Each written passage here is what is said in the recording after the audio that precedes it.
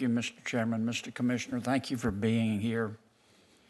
You don't impress me as being much of a politician, which I mean is a compliment. Okay. No You were- experience in that, sir. You were appointed by President Trump. Correct.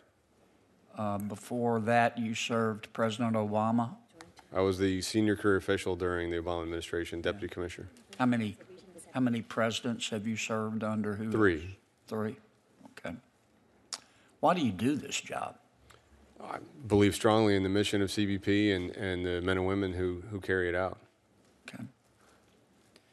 I want to talk about how we can solve this problem. I think we both recognize that there are some important voices in this discussion that make no distinction between legal and illegal immigration, and don't believe that there should be. And this is America. You're entitled to believe that. I don't think that's what most Americans believe. I think there's some other important voices in this discussion that see this as a political issue. And again, this is America. They're entitled to try to seek political advantage. But I want to put that point of view or that exercise aside as well. There have been suggestions that under your watch, some of the children who have come across the border legally or illegally have been sexually abused by some of your people, and their toys have been taken away, and they have been otherwise treated inappropriately. I wanted to give you a chance to address that.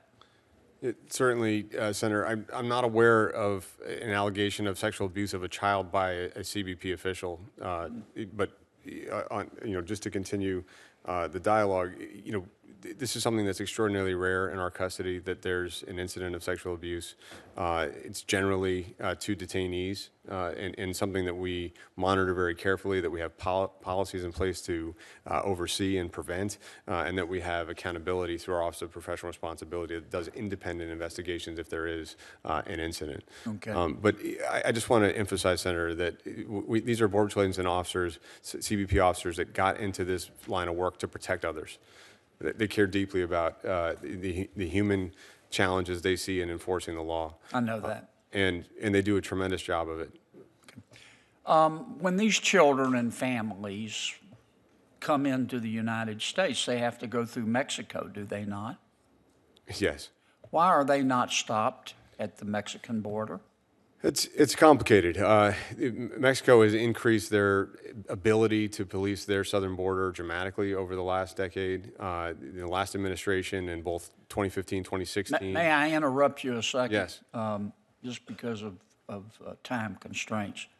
Let me put it another way. Could Mexico stop it if it wanted to? As I outlined in my opening statement, partnership with the government of Mexico is essential to addressing this flow and this crisis. Okay, but so Mexico could do a better job. Working with Mexico is essential to Mexico could do a better job on its own, could it not? And I believe that the new administration is working on that in terms of ensuring that any migration is safe and orderly, and that the enforcement posture is improved. How long have we had this problem? Not the immediate crisis, but of women being raped and children coming here sick and drugs being smuggled and coyotes making billions and drugs coming across. I mean, how long has this been going on? For decades, obviously. Well, all of us ought to hide our heads in a bag. This is unconscionable. Do we need a border wall or a barrier? And I want your honest answer. If you get fired, you can come to work for me. Do we need one? Thank you, Senator. We do. We need to maintain what we have, the 654 miles, and we need hundreds of additional miles in critical areas that we have difficulty controlling that the president has requested and that Congress is supporting. What would happen if we tore down the barriers and the walls that we have now? Parts of our border would be completely ungovernable. San Diego, El Paso, Nogales, just not be functional. I'm sorry to interrupt. Sorry. Tell me specifically what laws you would ask the United States Congress to change and how you would change them to help fix this problem. Yeah, so the top three from a border security perspective, and I know... Like you're talking to a 10th grader. Okay. I want to make sure that everybody understands this. Right. So right now, the biggest group that's crossing our border illegally are family units. They're doing that because they know they can be released immediately after crossing, essentially within a few days, and be allowed to stay in the U.S. indefinitely.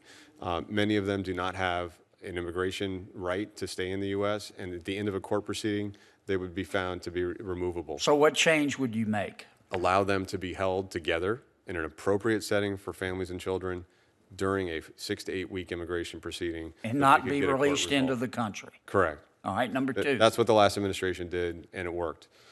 That's what President Obama did? Correct. Number two.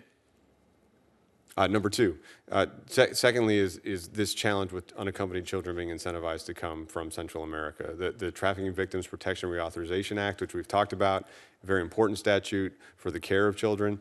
That said, it treats children from Mexico and Canada differently.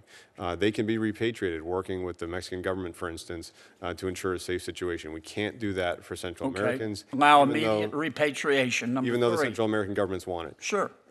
Number three, we don't need to change the standards for asylum. We need to change the process for assessing whether someone has a valid asylum claim. Right now, the credible fear bar is so low that over 80% of people are meeting it, while as fewer than 20% are actually warranting asylum at the end of an immigration proceeding. So that 80% is just released into the U.S. pending their immigration court proceeding for by and large. That's a significant challenge. Those are Does the three. this system look to you like anybody designed it on purpose? There are some vulnerabilities that have emerged over time and been responded to by changing demographics and crossings. It's certainly the case. We did not see people claiming asylum up through 2013 at the border. Fewer than 1% of our apprehensions claimed asylum. Last year it was 30%. This year to date at the ports of entry, it's 60%. You could pick the first 5 names out of the Washington, D.C. or the New Orleans, Louisiana phone book blindly, and they could develop a better system than what we have. I'm